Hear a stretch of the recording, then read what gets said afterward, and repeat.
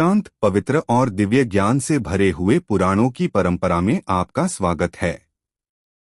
आज हम प्रवेश करने जा रहे हैं एक ऐसे अध्याय में जो केवल धर्म ग्रंथ का उपदेश नहीं है, बल्कि मानव जीवन के व्यवहारिक मार्गदर्शन का अद्भुत प्रकाश है। यह अध्याय आता है महान ग्रंथ पद्मा पुराणा से, जिसे सनातन धर्म के प्रमुख 18 महापुराणों में से एक माना जाता है। इस पवित्र संवाद में महान ऋषि व्यास ब्राह्मणों और साधकों को जीवन में अपनाए जाने वाले व्यवहारिक शिष्टाचार और आचरण के नियम बताते हैं। मनुष्य केवल ज्ञान से महान नहीं बनता, बल्कि उसके व्यवहार, वाणी, संगति और आचरण से उसका चरित्र निर्मित होता है। इसलिए इस अध्याय में ऐसे नियम बताए गए हैं जो जीवन को पवित्र, संतुलित और धर्ममय बनाते हैं। इसमें बताया गया है कि मनुष्य को दूसरों के साथ कैसा व्यवहार करना चाहिए, किन कर्मों से बचना चाहिए, किन लोगों की संगति से दूर रहना चाहिए और किस प्रकार अपने जीवन को शुद्ध और अनुशासित बनाना चाहिए। यह केवल आध्यात्मिक उपदेश नहीं है, बल्कि दैनिक जीवन के लिए एक संपूर्ण आचार संहिता है, जिसमें सत्य, अहिंसा, संयम, विनम्रता, शुद्धता और धर्म के मूल सिद्धांतों को विस्तार से समझाया गया है। तो आइए अब हम प्रवेश करते हैं इस गहन और प्रेरणादायक अध्याय में, जहां महर्षि व्यास हमें जीवन के श्रेष्ठ आचरण और व्यवहार की शिक्षा देते हैं। अब अध्याय आरंभ होता है। व्यास जी कहते हैं, ब्राह्मणों, किसी भी प्राणी की हिंसा न करे, कभी झूठ न बोले, अहित करने वाला तथा अप्रिय वचन मुंह से न निकाले, कभी चोरी न करे, किसी दूसरे की वस्तु चाहे वह तिनका, साग, मिट्टी या जल ही क्यों न हो चुराने वाला मनुष्य नरक में पड़ता है। राजा से, शूद्र से, पतित से तथा दूसरे किसी से भी दान न ले। यदि विद्वान ब्राह्मण असमर्थ हो उसका दान लिए बिना काम न चले, तो भी उसे निंदित पुरुषों को तो त्याग ही देना चाहिए। कभी याचक न बने, याचना करे भी तो एक ही पुरुष से दोबारा याचना न करे। इस प्रकार सदा या बारंबार मांगने वाला याचक कभी कभी दुर्बुद्धि दाता का प्राण भी ले लेता है। श्रेष्ठ द्विज विशेषत देव संबंधी द्रव्य का अपहरण न करे तथा ब्राह्मण का धन तो कभी आपत्ति पड़ने पर भी न ले। विष को विष नहीं कहते, ब्राह्मण और देवता का धन ही विष कहलाता है। आथ सर्वदा प्रयत्नपूर्वक उससे बचा रहे। द्विजो, देव पूजा के लिए सदा एक ही स्थान से मालिक की आज्ञा लिए बिना फूल नहीं तोड़ने चाहिए। विद्वान पुरुष केवल धर्म कार्य के लिए दूसरे के घास, लकड़ी, फल और फूल ले सकता है, किंतु इन्हें सबके सामने दिखाकर ले जाना चाहिए। जो इस प्रकार नहीं करता वह गिर जाता है।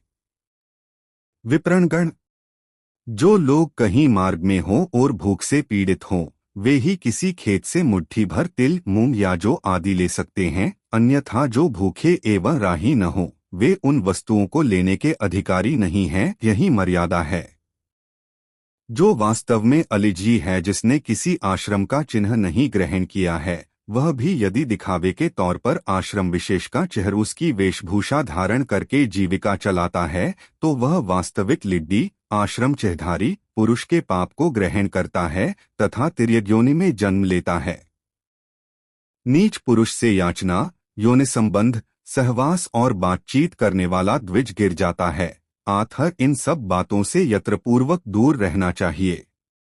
देवद्रोह और गुरुद्रोह न करे, देवद्रोह से भी गुरुद्रोह कोटि कोटि गुना अधिक है तथा उससे भी करोड़ गुना अधिक है। दूसरे लोगों पर लांछन लगाना और ईश्वर तथा परलोक पर अविश्वास करना, कुत्सित विचार, क्रियालोप, वेदों के न पढ़ने और ब्राह्मण का तिरस्कार करने से उत्तम कुल भी अधम हो जाते हैं। असत्य भाषण, परस्त्री संगम, अभक्ष्य भक्षण तथा अपने कुलधर्म के विरुद्ध आचरण करने से कुल का शीघ्र ही नाश हो जाता है। जो गांव अधार्मिकों से भरा हो तथा जहां रोगों की अधिकता हो, वहां निवास न करे। शूद्र के राज्य में तथा पाखंडियों से घिरे हुए स्थान में भी न रहे। द्विज हिमालय और विंध्याचल के तथा पूर्व समुद्र और पश्चिम समुद्र के बीच के पवित्र देश को छोड़कर अन्यत्र निवास न करे। जिस देश में कृष्णसार मृग सदा स्वभावतः विचरण करता है अथवा पवित्र एवं प्रसिद्ध नदियां प्रवाहित होती हैं, वहीं द्विज को निवास करना चाहिए। श्रेष्ठ द्विज को उचित है कि नदी तट से आधे कोस की भूमि छोड़कर अमैत्र निवास न करे। चांडालों के गांव के समीप नहीं रहना चाहिए। पतित चांडाल पुलकस निषाद से शुद्रा में उत्पन्न मूर्स अभिमानी अंत्यज तथा अंत्यावसायी निषाद की क्ली में चांडाल से उत्पन्न पुरुषों के साथ कभी निवास न करे। एक दैया पर सोना, एक आसन पर स्थित होना, एक पंक्ति में बैठना, एक बर्तन में खाना, दूसरों के पके हुए अन्न को अपने अन्न में मिलाकर भोजन करना, यज्ञ करना, पढ़ाना, विवाह संबंध स्थापित करना, साथ बैठकर भोजन करना, साथ साथ पढ़ना और एक साथ यज्ञ कराना, ये संकरता का प्रसार करने वाले 11 सांकर्य दोष बताए गए हैं। समीप रहने से भी मनुष्यों के पाप एक दूसरे में फैल जाते हैं, इसलिए पूरा प्रयत्न करके सांकर्य दोष से बचना चाहिए। जो राख आदि से सीमा बनाकर एक पंक्ति में बैठते और एक दूसरे का स्पर्श नहीं करते, उनमें संकरता का दोष नहीं आता। अपली भस्म जल विशेषता द्वार खंभा तथा मार्गिन छठे से पंक्ति का भेद पृथक्करण होता है। अकारण बैर न करे, विवाद से दूर रहे, किसी की चुगली न करे, दूसरे के खेत में चरती हुई गौ का समाचार कदापि न कहे। चुगलखोर के साथ न रहे, किसी को चुभने वाली बात न कहे। सूर्यमंडल का घेरा, इंद्रधनुष बाण से प्रकट हुई आग, चंद्रमा तथा सोनाइन सबकी ओर विद्वान पुरुष दूसरे का ध्यान आकृष्ट न करे। बहुत से मनुष्यों तथा भाई बंधुओं के साथ विरोध न करे। जो बर्ताव अपने लिए प्रतिकूल जान पड़े, उसे दूसरों के लिए भी न करे। द्विजवरो रजस्वला स्त्री अथवा अपवित्र मनुष्य के साथ बातचीत न करे। देवता, गुरु और ब्राह्मण के लिए किए जाने वाले दान में रुकावट न डाले। अपनी प्रशंसा न करे तथा दूसरे की निंदा का त्याग कर दे। वेदनिंदा और देवनिंदा का यत्रपूर्वक त्याग करे। मुनीश्वरों, जो द्विज देवताओं, ऋषियों अथवा वेदों की निंदा करता है, शास्त्रों में उसके उद्धार का कोई उपाय नहीं देखा गया है। जो गुरु, देवता, वेद अथवा उसका विस्तार करने वाले इतिहास पुराण की निंदा करता है, वह मनुष्य 100 करोड़ कल्प से अधिक काल तक सौरव नरक में पकाया जाता है। जहां इनकी निंदा होती हो, वहां चुप रहे, कुछ भी उत्तर न दे, कान बंद करके वहां से चला जाए। निंदा करने वाले की ओर दृष्टिपात न करे। विद्वान पुरुष दूसरों की निंदा न करे। अच्छे पुरुषों के साथ कभी विवाद न करे। पापियों के पाप की चर्चा न करे। जिन पर झूठा कलझड्डू लगाया जाता है, उन मनुष्यों के रोने से जो आंसू गिरते हैं, वे मिथ्या कलड्डू लगाने वालों के पुत्रों और पशुओं का विनाश कर डालते हैं। ब्रह्महत्या, सुरापान, चोरी और गुरुप्लीगमन आदि पापों से शुद्ध होने का उपाय वृद्ध पुरुषों ने देखा है, किंतु मिथ्या कलड्डू लगाने वाले मनुष्य की शुद्धि का कोई उपाय नहीं देखा गया है। प्लस बिना किसी निमित्त के सूर्य और चंद्रमा को उदयकाल में न देखे, उसी प्रकार अस्त होते हुए, जल में प्रतिबिंबित, मेघ से ढके हुए, आकाश के मध्य में स्थित, छिपे हुए तथा दर्पण आदि में छाया के रूप में दृष्टिगोचर होते हुए सूर्य चंद्रमा को भी न देखे। नंगी स्त्री और नंगे पुरुष की ओर भी कभी दृष्टिपात न करे। मलमूत्र को न देखे। मैथुन में प्रवृत्त पुरुष की ओर दृष्टि न डाले। विद्वान पुरुष अपवित्र अवस्था में सूर्य, चंद्रमा आदि ग्रहों की ओर न देखे। उच्छिष्ट अवस्था में या कपड़े से अपने सारे बदन को ढककर दूसरे से बात न करे। क्रोध में भरे हुए गुरु के मुख पर दृष्टि न डाले। तेल और जल में अपनी परछाई न देखे। भोजन समाप्त हो जाने पर जूठी पंक्ति की ओर दृष्टिपात न करे। बंधन से खुले हुए और मतवाले हाथी की ओर दृष्टि न डाले। पलरी के साथ भोजन न करे। भोजन करती, छींकती, जैम्भाई लेती और अपनी मौज से आसन पर बैठी हुई भार्या की ओर दृष्टिपात न करे। बुद्धिमान पुरुष किसी शुभ या अशुभ वस्तु को न तो लांधे और न उस पर पैर ही रखे। कभी क्रोध के अधीन नहीं होना चाहिए। राग और द्वेष का त्याग करना चाहिए तथा लोभ, दंभ, अवज्ञा, दोष दर्शन, ज्ञान निंदा, ईर्ष्या, मद, शोक और मोह आदि दोषों को छोड़ देना चाहिए। किसी को पीड़ा न दे। पुत्र और शिष्य को शिक्षा के लिए ताड़ना दे। नीच पुरुषों की सेवा न करे तथा कभी तृष्णा में मन न लगाए। दीनता को यलत्रपूर्वक त्याग दे। विद्वान पुरुष किसी विशिष्ट व्यक्ति का अनादर न करे, नख से धरती न कुरेदे, गौ को जबरदस्ती न बिठाए। साथ साथ यात्रा करने वाले को कहीं ठहरने या भोजन करने के समय छोड़ न दे। नम्न होकर जल में प्रवेश न करे। अग्नरि को न लाधे। मस्तक पर लगाने से बचे हुए तेल को शरीर में न लगाएं। सांपों और हथियारों से खिलवाड़ न करें। अपनी इंद्रियों का स्पर्श न करे। रोमावलियों तथा गुप्त अज्ञों की भी न छुए। अशिष्ट मनुष्य के साथ यात्रा न करे। हाथ, पैर, वाणी, नेत्र, शिश्र, उदर तथा कान आदि को चंचल न होने दे। अपने शरीर और नख आदि से बाजे का काम न ले। अनल से जल न पिए। पानी पर कभी पैर या हाथ से आघात न करे। ईंटें मारकर कभी फल या मूल न तोड़े। म्लेच्छों की भाषा न सीखे। पैर से आसन न खींचे। बुद्धिमान पुरुष अकारण नख तोड़ना, ताल ठोंकना, धरती पर रेखा खींचना या अबलनों को मसलना आदि व्यर्थ का कार्य न करे। खाद्य पदार्थ को गोद में लेकर न खाए। व्यर्थ की चेष्टा न करे। नाच गान न करे। बाजे न बजाए। दोनों हाथ सटाकर अपना सिर न खुजलाए। जुआ न खेले। दौड़ते हुए न चले। पानी में पेशाब या पाखाना न करे। जूठे मुंह बैठना या लेटना निषिद्ध है। नम्र होकर स्नान न करे। चलते हुए न पढ़े।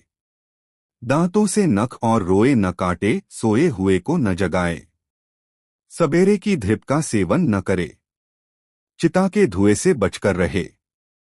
सूने घर में न सोए। अकारण न थूके। भुजाओं से तैरकर नदी पार न करे। पैर से कभी पैर न धोए। पैरों को आग में न तपाए। कांसी के बर्तन में पैर न धुलाए। देवता, ब्राह्मण, गो, वायु, अम्नि, राजा, सूर्य तथा चंद्रमा की ओर पांव न पसारे। अशुद्ध अवस्था में दयन, यात्रा, स्वाध्याय, स्नान, भोजन तथा बाहर प्रस्थान न करे। दोनों संध्याओं तथा मध्याह्न के समय शयन, क्षौरकर्म, स्नान, उपटन, भोजन तथा यात्रा न करे। ब्राह्मण जूठे मुंहगो, ब्राह्मण तथा अग्नि का स्पर्श न करे। उन्हें पैर से कभी न छेड़े तथा देवता की प्रतिमा का भी जूठे मुंह स्पर्श न करे। अशुद्धावस्था में अग्निहोत्र तथा देवता और ऋषियों का कीर्तन न करे। अगाध जल में न घुसे तथा अकारण न दौड़े। बाएं हाथ से जल उठाकर या पानी में मुंह लगाकर न पिए। आचमन किए बिना जल में न उतरे। पानी में वीर्य न छोड़े। अपवित्र तथा बिना लिपी हुई भूमि, रक्त तथा विष को लांधकर न चले। रजस्वला घी के साथ अथवा जल में मैथुन न करे। देवालय या इमशान भूमि में स्थित वृक्ष को न काटे। जल में न थूके। हड्डी, राख, ठीकरे, बाल, कांटे, भूसी, कोयले तथा कंडों पर कभी पैर न रखे। बुद्धिमान पुरुष न तो अग्नि को लांधे और न कभी उसे नीचे रखे। अग्नि की ओर पैर न करे तथा मुंह से उसे कभी न फूके। 7 पेड़ पर न चढ़े। अपवित्रावस्था में किसी की ओर दृष्टिपात न करे। आग में आग न डाले तथा उसे पानी डालकर न बुझाए। अपने किसी सुहृद की मृत्यु का समाचार स्वयं दूसरों को न सुनाए। माल बेचते समय बेमोल का भाव अथवा झूठा मूल्य न बतावे। विद्वान की उचित है कि वह मुख के निहध्वास से और अपवित्रावस्था में अग्नि को प्रज्वलित न करे। पहले की हुई प्रतिज्ञा भंग न करे। पशुओं, पक्षियों तथा व्याघ्रों को परस्पर न लड़ाए। जल, वायु और धूप आदि के द्वारा दूसरे को कष्ट न पहुँचाए। पहले अच्छे कर्म करवाकर बाद में गुरुजनों को धोखा न दे। सबेरे और सायंकाल को रक्षा के लिए घर के दरवाजों को बंद कर दे। विद्वान ब्राह्मण को भोजन करते समय खड़ा होना और बातचीत करते समय हंसना उचित नहीं है। अपने द्वारा स्थापित अग्नि को हाथ से न छुए तथा देर तक जल के भीतर न रहे। अग्नि को पंखे से, सूप से, हाथ से अथवा मुंह से न फूके। विद्वान पुरुष पराई स्त्री से वार्ताछाप न करे। जो यज्ञ कराने योग्य नहीं है उसका यज्ञ न कराए। ब्राह्मण कभी अकेला न चले और समुदाय से भी दूर रहे। कभी देवालय को बाएं रखकर न जाए, वस्त्रों को कूटे नहीं और देव मंदिर में सोए नहीं। अधार्मिक मनुष्यों के साथ भी न चले। रोगी, शूद्र तथा पतित मनुष्यों के साथ भी यात्रा करना मना है। द्विज बिना जूते के न चले। जल आदि का प्रबंध किए बिना यात्रा न करे। मार्ग में चिता को बाएं करके न जाए। योगी, सिद्ध, व्रतधारी, सन्यासी, देवालय, देवता तथा याज्ञिक पुरुषों की कभी निंदा न करे। जानबूझकर गौ तथा ब्राह्मण की छाया पर पैर न रखे। झाड़ की धूल से बचकर रहे। स्नान किया हुआ वस्त्र तथा घड़े से छलकता हुआ जल, इन दोनों के स्पर्श से बचना चाहिए। द्विज को उचित है कि वह अभभक्ष्य वस्तु का भक्षण और नहीं पीने योग्य वस्तु का पान न करे।